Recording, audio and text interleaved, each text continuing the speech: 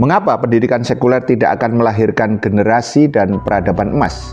Indonesia baru saja memperingati Hari Pendidikan Nasional 2 Mei 2026.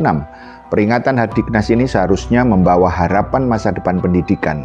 Akan tetapi, realitas di lapangan masih menyisakan berbagai kecemasan publik dan ironi struktural. Apa yang sesungguhnya terjadi? Pertama, arah kebijakan pendidikan tinggi saat ini memunculkan kegelisahan baru. Misalnya, ada wacana penutupan program studi yang alumninya dinilai tidak terserap oleh dunia kerja. Demikian sebagaimana disampaikan oleh Kementerian Pendidikan Tinggi pada momentum Hardiknas 2026. Ini menunjukkan adanya pergeseran orientasi dan esensi pendidikan ke satu arah, yaitu pasar tenaga kerja. Kedua, persoalan berikutnya menyangkut kesejahteraan dan distribusi tenaga pendidik. Masih banyak guru honorer yang menerima upah jauh di bawah standar kelayakan, padahal mereka memegang peran strategis dalam proses pendidikan. Ketimpangan ini tidak hanya berdampak kepada kesejahteraan individu guru, tapi juga pada kualitas pembelajaran secara keseluruhan. Ketiga, lebih mencemaskan lagi, dunia pendidikan di negeri ini juga menghadapi krisis moral yang semakin mengkhawatirkan. Kasus kekerasan di lingkungan pendidikan, termasuk perundungan dan pelecehan seksual, menunjukkan tren peningkatan bahkan terjadi di tingkat perguruan tinggi. Fenomena ini menjadi alarm serius bahwa pendidikan belum sepenuhnya berhasil membangun lingkungan yang aman dan beradab. Keempat, Islam menawarkan paradigma pendidikan yang lebih komprehensif dan unggul. Ini karena Islam meletakkan ilmu sebagai kewajiban sekaligus sebagai jalan kemuliaan. Kewajiban menuntut ilmu ditegaskan dalam hadis Nabi Muhammad SAW, "Tolabul ilmi faridatun ala kulli muslimin." Menuntut ilmu itu adalah wajib atas setiap muslim, dari hadis riwayat Ibnu Majah.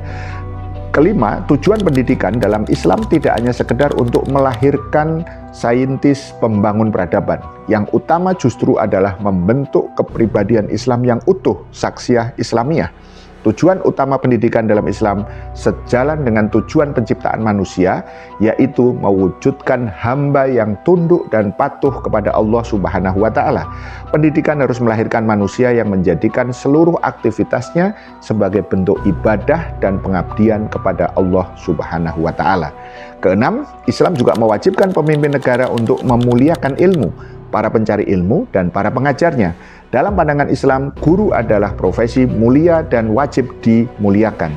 Pemimpin negara juga wajib menyediakan infrastruktur pendidikan yang memadai. Tanggung jawab ini mencakup penyediaan sistem pendidikan yang berkualitas dan merata. Sejarah bahkan mencatat bagaimana lembaga-lembaga pendidikan seperti Baitul Hikmah menjadi pusat ilmu pengetahuan dunia yang didukung penuh oleh negara, yaitu Khilafah Islam. Ketujuh, Islam juga mengarahkan pendidikan untuk membangun kekuatan umat. Tujuannya agar umat mandiri, berpengaruh di tingkat global, serta terbebas dari berbagai bentuk penjajahan termasuk penjajahan ekonomi dan penjajahan teknologi.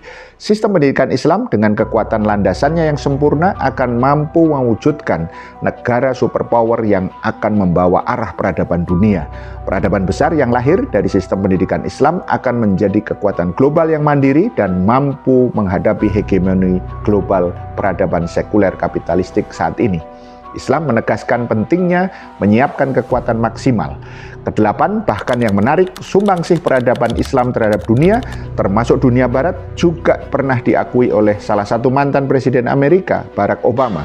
Hal itu terungkap saat dia berpidato tanggal 5 Juli tahun 2009. Obama menyatakan peradaban dunia berhutang besar pada Islam. Islamlah yang mengusung lentera ilmu selama berabad-abad serta membuka jalan bagi era kebangkitan kembali dan era pencerahan di Eropa dan dunia barat. Hal itu menjadi bukti bahwa sistem pendidikan Islam yang mengintegrasikan iman, ilmu, dan kekuasaan mampu melahirkan generasi dan peradaban unggul. Hal itu membuktikan bahwa Islam sebagai agama sempurna dengan seluruh perangkat ajarannya mampu mewujudkan peradaban maju dan mulia. Hanya dengan Islam kafah yang dinaungi Khilafah Islam akan membawa negeri ini lebih baik, berpengaruh, dan unggul atas bangsa-bangsa yang lain. Paham sampai di sini? Salam melek politik.